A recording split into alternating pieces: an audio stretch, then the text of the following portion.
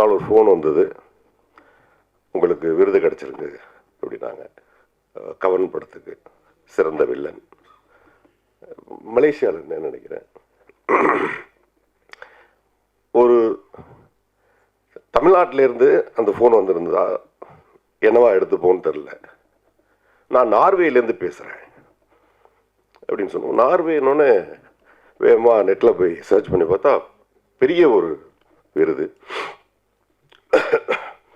ஒரு மாதிரி பயங்கரமாக ஜலதோஷம் முடிச்சிருக்கு. ஒரு மாதிரி உடம்புலாம் தடன்னு ஆயிடுச்சு. படம் நடிச்சிட்டு இருந்தேன். அப்போது கண்ணெல்லாம் கலங்கி பயங்கரமாக இருந்தால் எல்லாரும் கேட்டாங்க, என்னன்னு கேட்டாங்க. மாதிரி நார்வேலேருந்து எனக்கு கவன் திரைப்படத்திற்காக சிறந்த வில்லன் கிடச்சிருக்கு அப்படின்னு சொல்லி கண்ணீர் மல்க சொன்னேன். அவ்வளோ பெரிய ஒரு வேல்யூபிளான ஒரு விருது நார்வே திரைப்பட விருது. இப்போது சார் சொன்ன மாதிரி அந்த திரைப்படத்தினுடைய வேல்யூ என்னுடைய மைண்டில் எப்படி எடுக்கப்பட்டது அப்படின்னா, அது நார்வே அப்படின்னு சொல்லும்போது தான் அப்படி எடுக்கப்பட்டது அப்படின்னு நான் நினைக்கிறேன். அதை ஒரு நேஷனல் அவார்டு, ஒரு ஸ்டேட் அவார்டு, அவர் சொன்ன மாதிரி ஆஸ்கர். ஸோ அந்த மனநிலை நமக்கு கிடைச்சிது.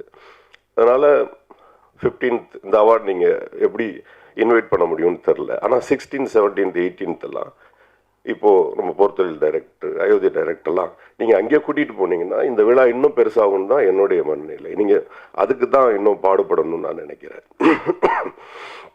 அதுதான் பயங்கரமாக ஒர்க் அவுட் ஆகணும்னு நான் நினைக்கிறேன்.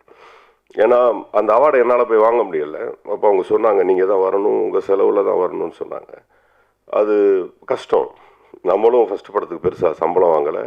அந்த சம்பளம் குடும்ப செலவுக்கே பத்தாதுங்கிறது இங்கே இருக்க டைரக்டர்ஸ்க்கெலாம் தெரியும். அதனால் அந்த விருதெல்லாம் போய் வாங்க முடியாது. ஏன்னா நீங்கள் விருது கொடுக்குறது எல்லா திரைப்பட விருதுகள், பெரும்பாலும் முக்கியமான திரைப்பட விருதுகள் எல்லாருமே வியாபாரமாக பண்ணிகிட்டு இருக்கிற விருதுகளுக்கு தான் வருமானம் இருக்கும். உங்களுக்கு எப்படி வருமானம் இருக்கும்? நீங்களும் விருதுகள் யாருக்கு கொடுத்துருக்கணும்? திரு ரஜினிகாந்த் அவர்களுக்கும் திரு அஜித்குமார் அவர்களுக்கும் கொடுத்துருந்தா உங்கள் விருதும் ரொம்ப பெருசாக பாராட்டப்பட்டிருக்கும், பெருசாக போட்டப்பட்டிருக்கும், நிறைய பணங்கள் வந்திருக்கும். நீங்கள் என்ன பண்ணுறீங்க? போர்த்தொழில் டைரக்டர் கொடுக்குறீங்க, அயோத்தி டைரக்டர் கொடுக்குறீங்க. 2 பேரும் ஏழை பசங்க, பாவம், எப்படி வருவானுங்க? இல்லை, உண்மை சொல்கிறேன், நான் ட்ரூ சொல்கிறேன். ஸோ நல்லது ரொம்ப கஷ்டம் சார், பெருசாக வருது. ஆனால் வந்துச்சுன்னா அதை அழிக்கவே முடியாது. நீங்கள் வருவீங்க சார், நான் நம்புகிறேன். ஏன்னா அந்த அழுகை எனக்கு இன்னும் ஞாபகம் இருக்குது. மலேசியாவில் ஒரு ஸ்ட்ரீட்டில் நடிச்சிட்டு இருந்தோம். கவன் படத்துக்கு அப்புறம் எனக்கு படம் கிடைக்கல. ஆக்சுவலாக நான் கிட்டத்தட்ட ஆல்மோஸ்ட் ஒரு 6 months படமே இல்லாமல் வீட்டில் உட்காந்துருந்தேன். கவன் நல்லா ஓடிச்சு, பெரிய பேர் வந்துச்சு. அந்த 6 மாதம் திரைப்படங்கள் வராதுக்கான காரணம் எனக்கு இன்றைக்கி வரைக்கும் புரியல. அப்போது மலேசியாவில் கூப்பிட்டாங்க, ஒரு சின்ன சம்பளம், நடித்து நடு ரோட்டில் நிற்கும்போது நீங்கள் கொடுத்த விருது இருக்கு இல்லையா, அது இவ்வளோ தூரம் இழுத்துட்டு வந்திருக்கு. ரொம்ப பெருமையாக இருக்குது, சந்தோஷமாக இருக்குது. ஸோ இந்த விருதுக்கு ஒரு பெரிய வேல்யூ இருக்குது சார். நீங்கள் அதை எப்படி நினைக்கிறீங்கன்னு தெரில. நாங்களும் அது ரொம்ப பெருசாக நினைக்கிறோம். நீங்கள் ஆஸ்காரோட சமமாக சொல்கிறீங்க, நாங்கள் ஆஸ்கருக்கு மேலே நினைக்கிறோம். ஏன்னா அங்கேயும் பெரிய வியாபாரம் தான். ஆஸ்கார் இருக்கிறதுலே மிகப்பெரிய வியாபாரம். அந்த வியாபார தளத்துக்குள்ளே இல்லாமல் உண்மையாக இருக்கிற உங்கள் விருதுக்கு ஒரு பெரிய வேல்யூ இருக்கும் நான் நம்புகிறேன். ரெண்டாவதாக இந்த மேடை பர்டிகுலராக பிரசாத் ஸ்டுடியோ அந்த மேடை சார் கிட்டத்தட்ட இதுக்கு ஒரு பெரிய வரலாறு இருக்குது. இந்த மேடையை சுற்றி நான் நாத்திகம் பேசலை. இங்கே ஒரு பெரிய ஆன்மா இருக்குது சார், அது சினிமா ஆன்மா. அந்த ஆன்மா கிட்ட அழுது நான் இன்னும் தோத்ததே கிடையாது சார். நீங்கள் அழுதது என்னன்னு கேட்டிங்கன்னா, நான் ஒரு நல்லது செய்கிறேனே, எனக்கு ஏன் எதுவுமே கிடைக்கல, நீங்கள் அழுதிங்கல்ல, அது ஒன்று கிடைக்கும் சார், நான் நம்புகிறேன். ரொம்ப சீக்கிரமே நார்வே ஃபிலிம் ஃபெஸ்டிவலுங்கிறது ஒரு பெரிய இந்த உலகமே மதிக்கக்கூடிய, ஏன் உங்களுக்கே சில சூப்பர் ஸ்டார்கள் கூப்பிட்டு ஏன் எனக்கு ஒரு விருது தரக்கூடாது என்கின்ற காலம் ஒரு நாள் மிக விரைவில் வர்றதுக்கு என்னுடைய வாழ்த்துக்களை தெரிவித்துக் கொள்கிறேன். நன்றி. வீரத்தின் மகன் படம் பார்த்தோம். ரொம்ப 25 ஆண்டுகளாக தன்னுடைய சொந்த நாட்டுக்காக போராடும் ஒரு மக்களுடைய கதையை ரொம்ப ஆழமாக காண்பித்த இயக்குனருக்கு மனமார்ந்த நன்றி. ரெண்டாவது, இந்த திரைப்படம் நார்வே திரைப்பட விருது வழங்கும் விழாவில் திரையிடப்படுகிறது அப்படின்னு சொல்லும்போது ரொம்ப ரொம்ப மகிழ்ச்சி. ஏன்னா நாங்கள் எங்களை மாதிரி மேடை கலைஞர்கள் உலகம் ஃபுல்லாக சுற்றியிருக்கோம். அதுலேயும் குறிப்பாக நான் நார்வேயில் ஒஸ்லோ பகல்லாம் நிறைய நிகழ்ச்சி பண்ணியிருக்கேன். தென்னிந்திய கலைஞர்களை அதிகமாக கௌரவித்து அன்பும் பாசத்தையும் காட்டக்கூடிய மக்கள் யாருன்னா அது இலங்கை தமிழர்கள் தான். அவங்கள மிஞ்சி வேறு யாருமே கிடையாது. அந்த வகையில் 15ஆம் ஆண்டு இந்த விழாவை நடத்துகிறாங்க. அதுலேயும் குறிப்பாக முதன் முறையாக புரட்சி கலைஞர் கேப்டன் அவர்களுடைய விருதை என்னுடைய அன்பு தம்பி KPY பாலா அவர்கள் வாங்குறார் அப்படின்றப்ப மிகப்பெரிய மனம் நிறைந்த பாராட்டுக்கள், ஒரு பெரிய கைத்தட்டல் கொடுக்கலாம். ஏன்னா இந்த சின்ன வயசில் அவனுடைய பணி மிகப்பெரிய பணி, அதற்கான மிகப்பெரிய அங்கீகாரம் நார்வேயில் கிடைக்குது அப்படின்றப்ப முதல்ல சந்தோஷப்படுறது நானாக இருப்பேன். ஏன்னா அந்தளவுக்கு என்னுடைய அன்பு தம்பியை பற்றி தெரியும். ஸோ இதே மாதிரி தென்னிந்திய கலைஞர்களை மிகவும் ஒவ்வொரு முறையும் நீங்கள் கௌரவிக்க வேண்டும் என்பது எங்களுடைய மனமார்ந்த ஆசை. அண்ணன் கௌரவண்ணே சொன்ன மாதிரி அந்த விருதை நீங்கள் கண்டிப்பாக நம்ம தமிழகத்தில் நீங்கள் மிக பிரம்மாண்டமாக எடுத்து நடத்த வேண்டும். அதற்கு ஒட்டுமொத்த கலைஞர்களும் எங்களுடைய சப்போர்ட் எப்போவுமே இருக்கும் அப்படின்னு கேட்டுக்கிட்டு விடைபெறுகிறேன். நன்றி, வணக்கம், தேங்க்யூ. வீரத்தின் மகன் திரைப்படத்தை நான் பார்த்தேன். பார்க்கும்போது நம்ம தலைவர், அதாவது எல்லாருக்கும் தெரிஞ்ச மாபெரும் வீரன், தமிழகத்தில் ஒப்பற்ற வீரன், அவர் எவ்வளோ கஷ்டப்பட்டிருக்காரு அப்படிங்கிறது நமக்கு தெரிஞ்சிச்சு. அவரோட மகனை அடைச்சி வச்சு என்னெல்லாம் கொடுமைகள் பண்ணியிருக்காங்கங்கும்போது நமக்கு அப்படியே ஆத்திரத்தையும் கண்ணீரையும் அடக்க முடியல. அதுதான் உண்மையான விஷயம். அது இல்லாமல் நம்ம சகோதரிகள், நம்ம தங்கை, அம்மா, சித்தி, பெரியம்மா, அத்தை, இந்த மாதிரி எவ்வளோ, அதாவது வயசு வித்தியாசம் இல்லாமல் அவன் என்னென்ன கொடுமைப்படுறானுங்க, அதை நம்ம நேரில் இல்லாமல் வீடியோவில் நிறையா பார்த்துருக்கோம். இப்போ ஒரு கதையாக அதுக்கு எல்லாமே சொல்லும்போது நமக்கு ரொம்ப மன வருத்தத்தையும் ஒரு வெறியும் உண்டாக்குது. அதே சமயம் சூப்பர் ஸ்டார் ரஜினி சார் சொன்னார், எவன் ஒருத்தன் இந்த மாதிரி அநியாயமாக இது மாதிரி பண்ணுறானோ அவன் அழிஞ்சிருவான்ட்டு. அது நம்ம கண்ணிலேயே பார்த்தோம். அவர் ஓட விரட்டினாங்க, அந்த ஊருக்காரங்களே விரட்டினாங்க. அந்த மாதிரி ஒரு இதை பார்த்தோம். அது மாதிரி இவங்க எதுக்காக போராடினாங்களோ, இன்றைக்கி நம்ம பல நூற்றாண்டுகள் நம்ம இந்தியாவை கூட அடிமைப்படுத்தி வச்சுருந்தாங்க. அந்த அடிமையை உடச்சி எறிஞ்சோம், ஒரு மாவீரன் வந்தாங்க. அதே மாதிரி திருப்பியும் நிச்சயமாக அது நடக்கும். யாரும் கவலைப்படாதீங்க. ஆனால் இடையில நாங்கள் கூட நிறைய பேர் பார்த்து பேசும்போது எல்லாம் ரொம்ப ஃபீல் பண்ணிக்கிட்டு இருந்தாங்க. இப்போ இந்த படம் இந்த நேரத்தில் பார்க்கும்போது ரொம்ப மன வருத்தமாகவும் கண்களை குளமாக்குது. நம்ம சகோதரிகள் நமக்காக தியாகம் பண்ண அத்தனை பேருக்கும் ஒரு ராயல் சல்யூட்டு. தன்னோட உயிரை கூட பொருட்படுத்தாமல் தன்னோட நாட்டை காப்பாற்றுறதுக்கு போகிறாங்க அவங்களுக்கு எத்தனை பேருக்கும் ஒரு ராயல் சல்யூட்டு. இது விருதுக்காக நார்வேயில் வசீகரன் அவர் நடத்துகிறாரு. விருதுக்காக 15வது ஆண்டு விழா. அதுக்கும் என்னோடய வாழ்த்துக்களை சொல்லிக்கிறேன். நிச்சயமாக வேறு ஒன்றும் சொல்ல முடியல, ஏன்னா மனசு சரியில்லை. இன்றைக்கி ஒரு நாளைக்கு அப்படி தான் இருக்கும்னு நினைக்கிறேன். நன்றி, வணக்கம். இந்த நார்வே விருது பார்த்தீங்கன்னா 2 வருடம் நான் வாங்கியிருக்கேன். சிகரம் தொடுக்காகவும் வாங்கியிருக்கேன், தூங்கா நகரம் படத்துக்காகவும் வாங்கியிருக்கேன். ஸோ ஃபஸ்ட் டைம் தூங்கா நகரம் நான் போகும்போது தான் எனக்கு அங்கே சில பல உண்மைகள் தெரிய வந்துச்சு. என்னென்னா, அவர் சொன்ன மாதிரி வந்தவங்களுக்கெல்லாம் அவார்டு அங்கே கிடையாது, அவார்டு கொடுக்குறவங்கள மட்டும்தான் வர வைக்கிறாங்க அங்கே. 2வது தடவை சிகரம் தொடு நான் 6வது நார்வே அவார்டுன்னு நினைக்கிறேன். 3வது நார்வே அவார்டு தூங்கா நகரத்துக்கும், 6வது நார்வே அவார்டில் நான் சிகரம் தொடுக்கும் சிறந்த படத்துக்குண்டான விருது வாங்க போயிருந்தேன். அப்போது நான் பார்த்த அந்த விழா, 3வது வருடம் பார்த்த விழாவை விட 6வது வருடம் பார்த்த விழா பிரம்மாண்டமாக இருந்துச்சு. கிட்டத்தட்ட ஒரு 500-600 பேர் இருந்தாங்க. இப்போ இந்த 500-600 பேருமே பார்த்தீங்கன்னா வசீகரன் அப்படின்ற ஒரே ஒருத்தருக்காக அங்கே வந்தாங்க. இப்போ 15வது ஆண்டு நடக்க போகுது. ஸோ நான் அவர்கிட்ட சொல்லிகிட்டு இருக்கிறது ஒவ்வொரு விஷயமும், இங்கேருந்து அங்கே ஆளுக போகிறது, அவங்களுக்கு அக்காமடேஷன் கொடுக்கறது அப்படின்றது மிகப்பெரிய செலவு ஆப்வியஸ்லி. அதனால தான் நான் அவர்கிட்ட 6வது 7வதுலேருந்தே சொல்லிகிட்டு இருந்தேன், உங்களுக்கான சிகரம் இன்னும் தொடப்படவில்லை, அதை தொட வேண்டும் என்றால் நீங்கள் இங்கே வரணும். ஏன்னா எல்லா பேருக்குமே ரொம்ப அருமையான பெரிய அவார்டு கொடுக்குறீங்க, எல்லா பேரும் அங்கே வர முடியாது. ஆனால் நீங்கள் ஒருத்தர் அந்த அவார்ட்ஸை எடுத்துக்கொண்டு வந்து இங்கே வச்சு கொடுத்தீங்கன்னா மிகப்பெரிய விஷயம் ரீச் ஆகுன்னு. அதை நான் கிட்டத்தட்ட 8 வருஷமாக சொல்லிகிட்டு இருக்கேன். இந்த வருஷம்தான் பண்ண போகிறாருன்னு நினைக்கிறேன். பண்ணுங்க தயவுசெய்து. ஏன்னா இந்த நார்வே அவார்டு இன்னும் ரீச் ஆகணும். தமிழர்களுக்காக ஒரு தமிழன் கொடுக்குற அவார்டு, அதை கர்வத்தோடு நம்ம மேலே எடுத்து செல்வாங்கன்னு நான் நம்புகிறேன். அடுத்து இந்த வீரத்தின் மகன், இந்த படம் நான் முன்னாடியே பார்த்துட்டேன். இங்கே பார்த்தீங்கன்னா எப்பயுமே நான் என்னோடய ஃபேஸ்புக்கில், ட்விட்டரில் ஒரு விஷயம் போட்டுக்கிட்டே இருப்பேன். அதை ஃபேஸ்புக்கும் ட்விட்டரும் பிளாக் பண்ணிக்கிட்டே இருப்பாங்க. நான் அதை பற்றி கவலைப்படுறதே கிடையாது. அந்த நவம்பர் 26 என் தலைவனுக்கு பிறந்த நாள் அன்று மண்டியிடாத மானம், வீழாத வீரம், ஒரே தலைவர் பிரபாகரன் அப்படின்னு போடுவேன். போட்ட 2 மணி நேரத்தில் அதை பிளாக் பண்ணுவாங்க. ஸோ இது நடந்துக்கிட்டு இருக்கு இன்ன வரையும், ஃபேஸ்புக்குக்கும் ட்விட்டருக்கும். ஆனாலும் அந்த வீரத்தின் மகனை பற்றிய ஒரு அருமையான பதிவு இந்த படம். ஒரு குழந்தைய எல்லாரும் சொல்லுவாங்க, தமிழ் படங்களே நம்ம பார்ப்போம், ஒரு குழந்தைய தூக்கி வச்சுக்கிட்டு இந்த வேலை பண்ணாட்டி அப்படின்னு சொன்னோன்னே ஹீரோ வந்து தன் குழந்தைக்காக பண்ணுற மாதிரி நாங்களே படம் எடுப்போம்.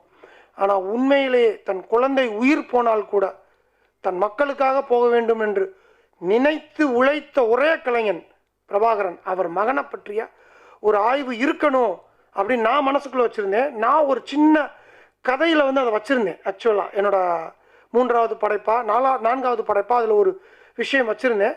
பட் அந்த விஷயத்தை விட இது அது தீப்பொறி, இது தீயாகவே இந்த படம் வந்திருக்குதான் நான் கருதுகிறேன். இந்த படம் சென்சார் செய்யப்பட்டது. சென்சார் செஞ்சுட்டாங்களா? சென்சார் செஞ்சு நான் முன்னாடியே பார்த்துட்டேன் இந்த படத்தை. யூஏ வாங்கியிருக்காங்க. சென்சார் செஞ்சப்பட்ட படத்தை வந்து என்றைக்குமே நம்ம மதிக்க மாட்டோம், எல்லாருமே அதை தடை பண்ணுவோம். பல இயக்கங்கள் வரும். எப்படி ஒரு ட்விட்டர் ஃபேஸ்புக் வந்து ஒரு ஒரு ஒரு விஷயத்தை போட்டால் உடனே தடை பண்ணுதோ, அது மாதிரி இங்கே நிறைய பேர் வருவாங்க. ஆனால் அதெல்லாம் மீறி இந்த படம் ஒவ்வொரு வீட்டுக்கும் செல்லணும். ஏன்னா அப்போ தான் அந்த தலைவனோட ஒரு லெஜண்டோட அந்த பையனோட வழி நமக்கு உணரும். அதை மிக சிறப்பாக எடுத்து சொன்ன இந்த டீமுக்கு என் மனமார்ந்த வாழ்த்துக்கள். டெஃபினட்டாக இந்த மாதிரி படங்கள் நிறைய வரும்னு நம்புகிறேன்.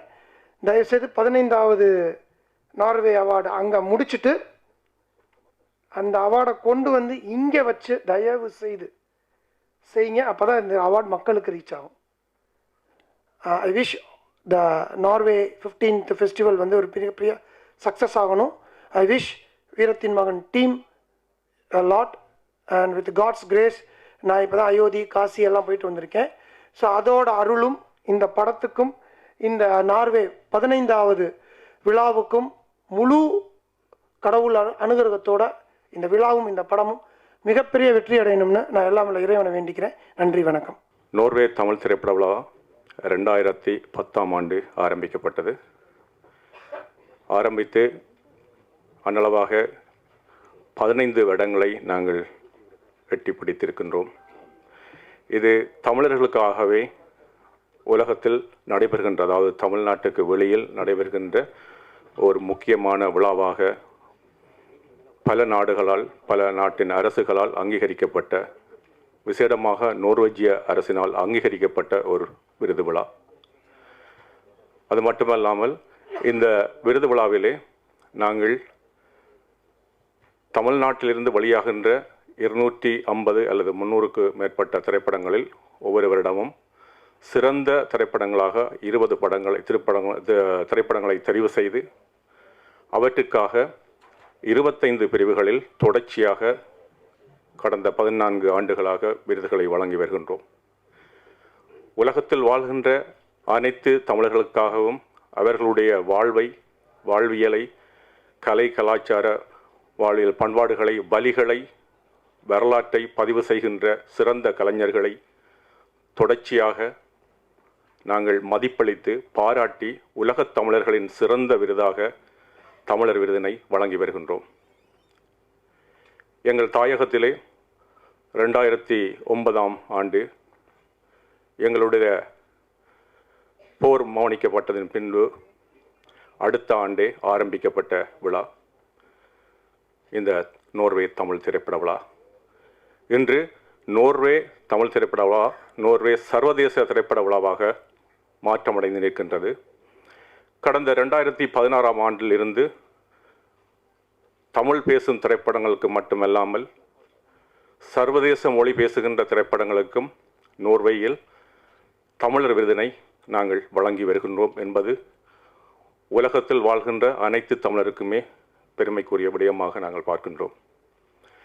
அந்த வகையிலே தமிழ்நாட்டுக்காக நாங்கள் 25 பிரிவுகளில் விருதுகள் இங்கே தொடர்ச்சியாக வழங்கி வருகின்றோம். அது மட்டுமில்லாமல் வளர்ந்து வருகின்ற அல்லது தங்களுடைய வாழ்வியலை பதிவு செய்ய மிகவும் ஆர்வத்தோடு சினிமா துறையில் பயணிக்கின்ற கலைஞர்களையும் பாராட்டி மதிப்பளிப்பதற்காக 2010ஆம் ஆண்டே நாங்கள் ஆரம்பித்தது தான். இன்னும் 2 பிரிவுகள், தமிழீழம் டியாஸ்பரா என்ற கேட்டகரி, அதாவது தமிழர் தாயகம், புலம்பெயர்ந்த தமிழர்கள் வாழ்கின்ற தேசங்களில் இருந்து வழியாகின்ற குறும்படங்கள், முழுநீள திரைப்படங்கள், காணொளிகள், ஆவண திரைப்படங்கள், அனிமேஷன் திரைப்படங்களுக்காக நாங்கள் தொடர்ச்சியாக விருதுகளை வழங்கி வருகின்றோம். தமிழ்நாட்டின் எல்லைக்கு அப்பால் இன்று நடக்கின்ற தனித்துவமான ஒரு விழாவாக இந்த விழாவினை தனியொருவனாக நான் இதை ஆரம்பித்து, என்னுடைய நண்பர்கள் அங்கே தொடர்ச்சியாக, உங்களுக்கு தெரியும், நாங்கள் 6 மாதம் குளிர் சிறையில் நாங்கள் எங்களுடைய வாழ்க்கை தொடர்ச்சியாக அதாவது 0க்கு கீழே 27, இந்த ஆண்டு கூட மிகவும் கடினமான பனிப்பொழிவு, அப்படியான ஒரு வாழ்க்கைக்குள் இருந்து தான் இந்த திரைப்பட விழாவை தொடர்ச்சியாக என்னோடு 6 நண்பர்கள் தொடர்ச்சியாக இணைந்து எந்தவித சன்மானமும் இல்லாமல் தங்களுடைய வாழ்வில் உழைக்கின்ற நேரத்தை தவிர்த்து தங்களுடைய குடும்பத்துக்கான நேரத்தினை ஒதுக்கி மார்கழி மாதத்தில் இருந்து நாங்கள் கிட்டத்தட்ட 6 மாதம் உழைப்போம் ஒவ்வொரு ஆண்டும். இந்த திரைப்படங்களின் தெரிவுகளை பார்த்தீங்கன்னு சொன்னால், அதாவது நடுவர்களாக நான் உட்பட ஜெர்மன் நாட்டிலே வாழ்கின்ற திருமதி குளோரியானா செல்வனான் அவர்கள் பணியாற்றி கொண்டிருக்கின்றார். அவர் பெர்லின் திரைப்பட விழாவில் கடந்த 25 ஆண்டுகளாக அரச ஒரு அதிகாரியாக பணியாற்றியவர் என்பது சிறப்புக்குரியது. அவர்தான் எங்களுடைய ஜூரி பிரசிடென்ட் ஆக இருக்கின்றார். அதைவிட நாங்கள் 5 பேர் இருக்கின்றோம். அவர்கள் யார் என்று ஒருவருக்குமே தெரியாது. இந்த திரைப்பட விழாவினுடைய விருதுகளின் வெற்றி என்பதே அந்த விடயம்தான். ஏனைய திரைப்பட விழாக்களில் ஜூரி யார் என்பது அறிவிக்கப்படும் அல்லது நீங்கள் பார்க்கக்கூடியதாக இருக்கும். ஆனால் எங்களுடைய தமிழ் சூழலில் கடந்த 14 ஆண்டுகளில் நாங்கள் அறிவித்த விருதுகளை நீங்கள் கூகுளில் சென்று தேடினால் தெரியும். இன்டர்நேஷ்னலாக நாங்கள் அறிவிக்கின்ற, அதாவது தமிழருடைய திருநாள் அன்று தமிழ்நாட்டுக்கான விருதுகளை அறிவிப்போம். அதே விருதுகள் அந்த ஆண்டு மே மாதம் இங்கே தேசிய விருதாக அறிவிக்கப்படும் என்பதில் எங்களுடைய கடின உழைப்பும் எங்களுடைய தெரிவுகளும் சிறப்பாக இருப்பதாக பல நாட்டு அதிகாரிகள் கூட பாராட்டியிருக்கின்றார்கள். நோர்வேஜிய நாட்டு அதிகாரிகள் கூட பாராட்டியிருக்கின்றார்கள். மக்களுடைய, கலைஞர்களுடைய, இங்கே தமிழ்நாட்டில் இருக்கின்ற ஜாம்பவான்கள் கூட அதை சொல்லியிருப்பார்கள் என்பது எங்களுடைய உழைப்புக்கு கிடைத்த சன்மானமாகவே நான் பார்க்கின்றேன். இப்போ நம்ம இந்த வீரத்தின் மகன் படம் பார்த்தோம். நம்ம வெங்கட் 1.25 மணி நேரம் தான் சார், உடனே முடிஞ்சிடும் அப்படின்னாரு. அப்புறம் 1.25 1.5 ஆச்சு, 1.25 மணி நேரம் ஆச்சு. அவருக்கே தெரியல போல இருக்கு எவ்வளோ கட் பண்ணாங்க என்னன்னு தெரியல. ஆனால் ஒரு நல்ல ஒரு மனசை நெருடுற ஒரு படம் இது. நம்மெல்லாம் ஆக்சுவலாக இந்த வரலாறுலாம் பேப்பரில் படிச்சிருப்போம், சில ஆவணப்படங்கள் பார்த்துருப்போம். அது ஒரு ஃபுல்ஃபில்லாக அந்த எண்டில் ஒரு குழந்தையோட விஷயத்தை இந்த அளவுக்கு ஒரு டச்சிங்காக பண்ணியிருக்கிறாங்க. உண்மையிலே அந்த டீமுக்கு நம்ம பாராட்டு தெரிவிக்கலாம். அதுக்கப்புறம் இந்த அவார்டு விஷயமா எல்லாம் சொன்னாங்க. நார்வேயில் ரெகுலராக 15வது அவார்டு இப்போ பண்ண போகிறாங்க. 28/4/2024 பண்ணுறீங்க போல இருக்குது. ஸோ அதனால் நீங்கள் ஒன்லி பெரிய பெரிய டெக்னீஷியன்ஸ்க்கெலாம் கொடுத்துட்ருக்கீங்க. ஹீரோயினி, supporting artist, cameraman, editor, stunt, டான்ஸ்லாம் கொடுக்குறீங்க. அடுத்த வருஷத்துலேருந்து நல்ல படங்கள், ஓடின படங்கள் பப்ளிசிட்டி பண்ண பிஆர்ஓயும் அதில் சேர்த்துங்கன்னு சொல்லி ஒரு வேண்டுகோளை வைத்து விடைபெறுகிறேன். நன்றி, வணக்கம். 15 வருஷமாக ஒரு விழாவை நடத்தி, ஒரு அமைப்பு உருவாக்கி அதுக்கு விழா நடத்தி, சிறந்த தமிழ் படங்களுக்கு மட்டும், தமிழ் கலைஞர்களுக்கு மட்டுமே நான் விருது கொடுப்பேன்னு உறுதியோடு செயல்பட்டுருக்காரு. உண்மையிலேயே அதுக்காக நம்ம அவரை பாராட்டணும். நமக்கு ஃபிலிம் ஃபெஸ்டிவல்னாலே ஹாலிவுட் படம், அந்த படம், இந்த படம், ஆஸ்கார் ஃபிலிம், அது இதுன்னு நம்ம ஆளுங்களே அப்படி தான் பேசுவாங்க. தமிழ் படம், தமிழ் உணர்வு, தமிழ் இது அதுன்றது வரவே வராது. அதுக்காக பாடுபடுறதுக்கோ, அதுக்கு அமைப்போ, அதுக்கான விருது தரதுக்கோ இங்கே ஆளே கிடையாது. உண்மையிலேயே அதுக்காக நாங்கள் வசீகரன் அவர்களை உண்மையிலே பாராட்டுறோம். அதுவும் ஒரு சிறந்த படத்துக்கு, சரியான ஒரு விஷயத்துக்கு ரொம்ப மனசே கணக்குது அந்த படம் பார்த்தது. அப்படி ஒரு படத்தையும் தேர்ந்தெடுத்துருக்கீங்க. நீங்கள் சொல்லியிருக்க விருது அத்தனையுமே சிறந்த விருது தான். கரெக்டாக தான் தேர்வு பண்ணியிருக்கீங்க. எல்லா படமும் நல்ல படம், சிறந்த கலைஞர்கள் தான் நீங்கள் தேர்வு பண்ணி கொடுத்துருக்கீங்க. உங்கள் தேர்வுலாம் கரெக்டாக இருக்குது. அதனால் அந்த அமைப்பு, நீங்கள் எல்லாமே சரியான வழியில் தான் போகிறீங்கிறது புரியுது. உண்மையிலேயே வாழ்த்துறோம். இது தொடரட்டும். இப்போ டாக்டர் கௌரவ் சார் சொன்ன மாதிரி நிகழ்ச்சி இங்கே நடத்துங்க. இங்கே நடத்துனீங்கன்னா நம்ம கலைஞர்கள் எல்லாருமே பங்கு பெறுவாங்க. உங்களுக்கும் ரீச் ஆகிறதுக்கு பெரிய ஹெல்ப்பாக இருக்கும். அவ்வளோ தூரம் வரதை விட இங்கே வச்சிங்கன்னா உண்மையிலேயே இன்னும் ரீச் ஆகும், பெருசாக வரும். உங்களுக்கு பாராட்டுகள், தொடர்ந்து நடத்துங்க. அந்த அமைப்பு நிச்சயமாக வெற்றி பெறணும். அதேமாதிரி அந்த படம் உண்மையில் ரொம்ப சிறப்பாக, அந்த குழுவுக்கு பாராட்டு, அவ்வளோ அழகாக சிறப்பாக பண்ணியிருக்காங்க. அந்த குழந்தைய வச்சு ரொம்ப சிறப்பாக இருக்குது. வாழ்த்துக்கள். இந்த வாய்ப்பினை தந்த அந்த குழுவினருக்கும் எங்கள் பிஆர்ஓ வெங்கட் அவர்களுக்கு நன்றி கூறி விடைபெறுகிறேன். நன்றி, வணக்கம். முதல்ல வந்து இந்த வீரத்தின் மகன் இந்த படத்தை பற்றி பேசணுன்னு ஒரு எண்ணங்கள். இந்த படம் வந்துட்டு நல்ல ஒரு உணர்ச்சி பூர்வமான படமாக இருந்துச்சு. இந்த படத்தில் எனக்கும் ஒரு விஷயம் இருக்குன்னா, என் நாட்டில் மலேசியாவில் சில பேர் சோஷியல் மீடியா என்னை ஃபாலோ பண்ணவங்களுக்கு தெரியும். என்னை பிடிச்சி சும்மா உள்ளுக்கு போட்டுருவாங்க, இல்லை என் ஃபோன்லாம் பிடுங்கிடுவாங்க. ஏன்னா தமிழுக்காக ரொம்ப போராடுவேன். எங்கள் நாட்டில் வந்து யாராவது ஒரு தலைவரை பேசிட்டா மான நஷ்ட ஈடுக்காக நம்மளோட ஃபோனை வந்து எடுத்துருவாங்க. ஸ்டேஷனில் நம்மளுக்கு அந்த ஸ்டேட்மெண்ட்டுக்கு அந்த கேஸ் முடிஞ்சோடு தான் கொடுப்பாங்க.